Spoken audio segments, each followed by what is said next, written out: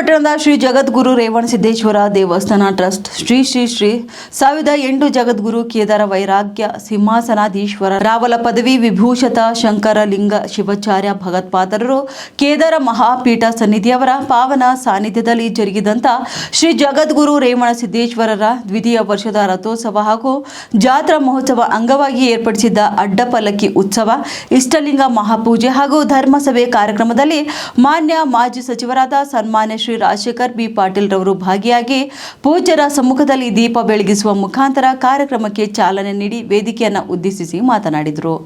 ಮಾನವ ಧರ್ಮಕ್ಕೆ ಜಯವಾಗಲಿ, ಧರ್ಮದಿಂದಲೇ ವಿಶ್ವಕ್ಕೆ ಶಾಂತಿ ಎಂದು ಸಾರಿದ ಶ್ರೀ ರೇವಣಸಿದ್ದೇಶ್ವರ ದ್ವಿತೀಯ ವರ್ಷದ ರಥೋತ್ಸವ ಹಾಗೂ ಜಾತ್ರಾ ಮಹೋತ್ಸವ ಕಾರ್ಯಕ್ರಮದಲ್ಲಿ ಸೇರಿದ ಸರ್ವ ಮಹಿಳೆಯರಿಗೆ ನಮಸ್ಕರಿಸಿ ಜಾತ್ರಾ ಮಹೋತ್ಸವವು ಯಶಸ್ವಿಯಾಗಿ ಜರುಗಲಿ ಎಂದು ಶುಭ ಕೋರಿದರು.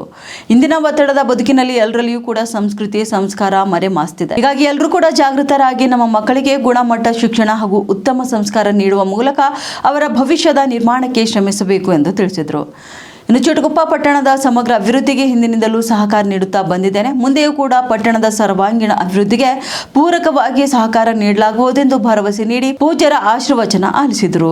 ಈ ಸಂದರ್ಭದಲ್ಲಿ ಕೇದಾರ ಮಹಾಪೀಠದ 1008 ಜಗದ್ಗುರು ಕೇದಾರ ವೈರಾಗ್ಯ ಸಿಂಹಾಸನಾಧೀಶ್ವರ ರಾಹುಲ ಪದವಿ ವಿಭೂಷಿತ ಭೀಮಶಂಕರಲಿಂಗ ಶಿವಾಚಾರ್ಯ ಭಗವತ್ಪಾದರು, ವಿರೂಪಾಕ್ಷ ಶಿವಾಚಾರ್ಯರು, ಚಂದ್ರಗುಂಡ ಶಿವಾಚಾರ್ಯರು, ರಾಜೇಶ್ವರ ಶಿವಾಚಾರ್ಯರು, ಚಂದ್ರಶೇಖರ ಶಿವಾಚಾರ್ಯರು, ಉಪಮನ್ಯು ಶಿವಾಚಾರ್ಯರು, ಮಲ್ಲಿಕಾರ್ಜುನ್ ಶಿವಾಚಾರ್ಯರು, ಸಂಸದ ಸಾಗರ್ ಖಂಡ್ರೆ, ದಿಲೀಪ್ ಕುಮಾರ್ ಬಗ್ದಲ್, ಬಸವರಾಜ್ ಪಾಟೀಲ್ ಬೆಳಕೇರ, ಅಣೆಪ್ಪ ವರ್ನಾಳ, ಗುಂಡುರೆಡ್ಡಿ, ಅನಿಲ್ ಕುಮಾರ್ ಸಿಂಧೆ, ಕಿರಣ್ ಕುಮಾರ್ ಹಮೀಲ್ಪುರ್, ಮನೋಜ್ ಕುಮಾರ್ ಟೀಕೇಕರ್ ಸೇರಿ ಅನೇಕರು ಉಪಸ್ಥಿತರಿದ್ದರು.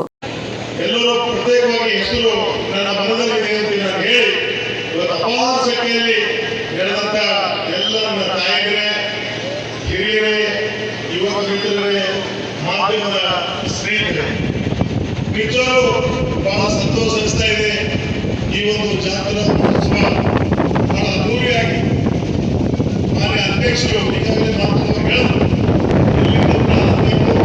ಇಲ್ಲಿ ಬಂದು ಇವತ್ತು ನಾವು ಯಾಸ್ತಿದ್ದೇವೆ ಕೂಡ ಗೌರವಾನ್ವಿತ ಅಧ್ಯಕ್ಷರು ಹೇಳಿದ್ರು. ಬಹಳ ಸಂತೋಷ. ಇವತ್ತು ನಾವೆಲ್ಲ ನಾನು ಕೂಡ 2022ರಲ್ಲಿ ಕೂಡ ಈ ಒಂದು ಕಾರ್ಯಕ್ರಮದಲ್ಲಿ ನಾನು ಭಾಗಿಯಾಗಿದೆ.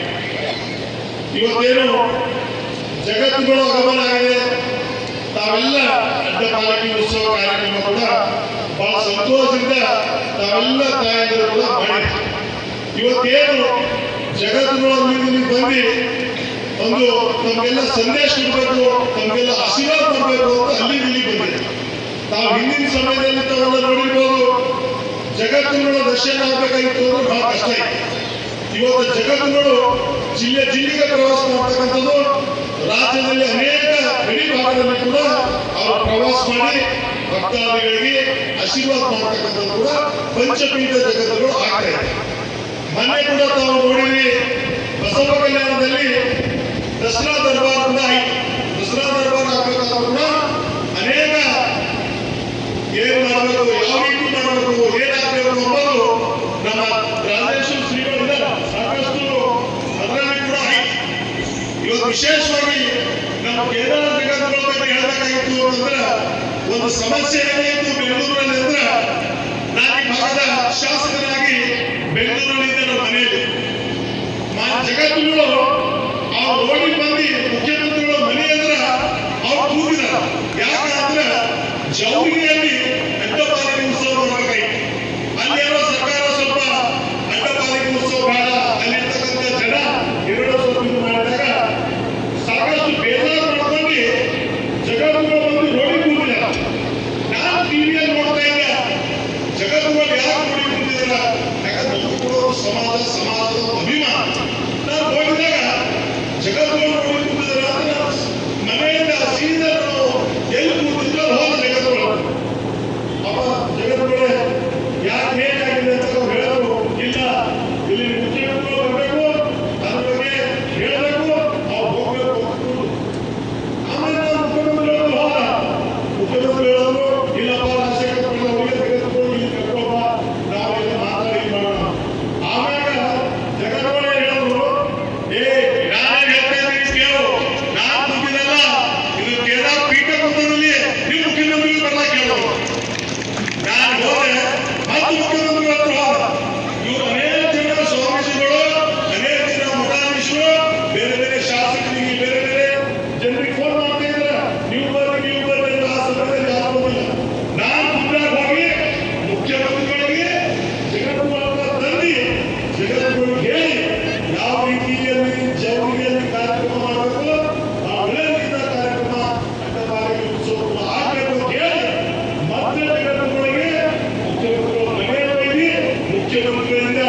ಶಾಲು ಹಾರು ಹಾಕಿ ಮುಖ್ಯಮಂತ್ರಿಗಳು ಕೂಡ ದರ್ಶನ ಮಾಡಿರ್ತಕ್ಕಂಥ ಕೀರ್ತಿ ಈ ಕೇದಾರ ಜಗದ್ಗುರುವಿಗೆ.